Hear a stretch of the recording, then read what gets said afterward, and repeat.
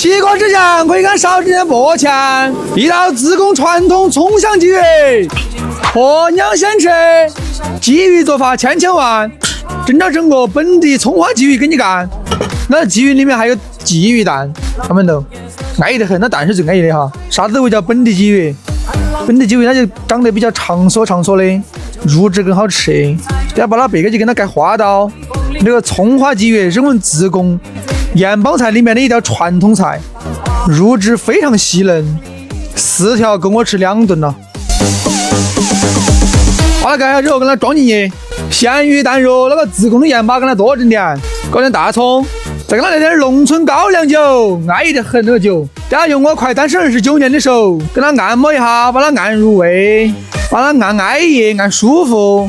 但是吃起来才更好吃。那个葱花鲫鱼简单得很，但是记录的厚度。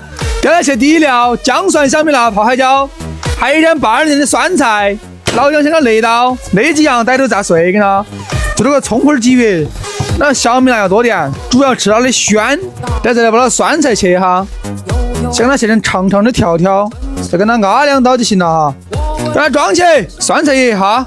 搞88块青花椒，豆瓣少了点，只要低点的。吃鱼大料粉是必须要有的。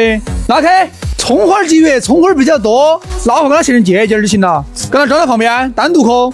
那叶叶就给它切成那种小颗块。葱花要买本地葱花，它吃起才有了香味。那个葱花要给它整个100%抠。再来一把天价自贡欧阳嫩姜哈，你们猜都猜不到好能斤，那4根是比那鲫鱼都更贵，我说好吗？吃自贡菜就要舍得放调料，再来点天然小米辣，那嫩姜切片片哈。我们自贡的菜那个吃啥锅啊？那汤头拿来下面都能干2分，但是啥肯定要打标枪，我说好吗？把那2样给装在一起，杀锅干起！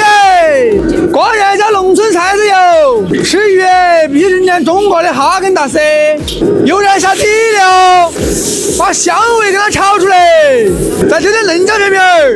我们自贡欧阳的好，下之后加娃矿泉水，按照鱼的多少来加，不要加多啊。剩下的小米辣跟孜姜大姐，鸡精、味精、糖，还有麻油，少了点自贡锅边醋，一定要锅边面的才香。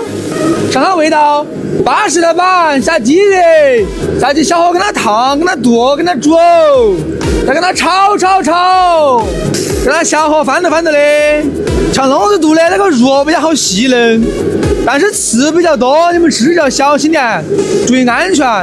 把葱老壳倒进，起锅之前可以跟勺子拨钱。